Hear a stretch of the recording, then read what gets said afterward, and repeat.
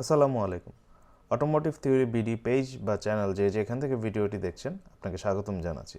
আজকের ভিডিওতে আমি মূলত আলোচনা করব কিভাবে আপনি জাপানিজ অকশন শিট বাসায় বসে নিজে ভেরিফাই করবেন। দেরি না করে আসুন শুরু করা যাক।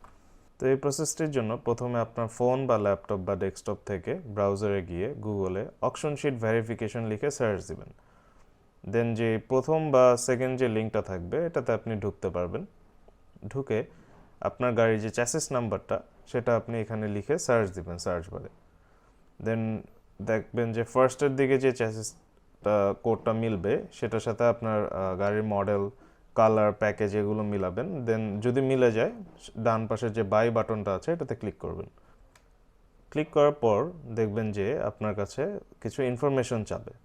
তো ইনফরমেশনগুলো ফিল আপ করার পর এখানে একটা টিক মার্ক আছে, এটা অবশ্যই দিতে হবে টার্মস অ্যান্ড কন্ডিশনের। Then continue to check out click করবেন। এরপর আপনার কাছে পেমেন্ট মেথড আসবে। এটা আপনি যে কোনো লিঙ্ক থেকেই করেন, আপনাকে পেমেন্ট করতেই হবে, এটা ফ্রি না। তো এখানে আপনি পেমেন্টে গিয়ে কার্ড বা মোবাইল ব্যাংকিং বা যেভাবে আপনার সুবিধা হয় ওভাবে পেমেন্টের একটা ক্রাইটেরিয়া দেওয়া থাকবে। আপনি সাপোজ আমি এখন মোবাইল ব্যাংকিং থেকে করব, আমি বিকাশে পেমেন্ট করব। সো আমি মোবাইল ব্যাংকিংয়ে গেলাম, দেন বিকাশে ক্লিক করে এখানে পেমেন্ট আসছে 850 টাকা। সো আমি 850 টাকা এখানে পিন সহ পে করে দিলাম।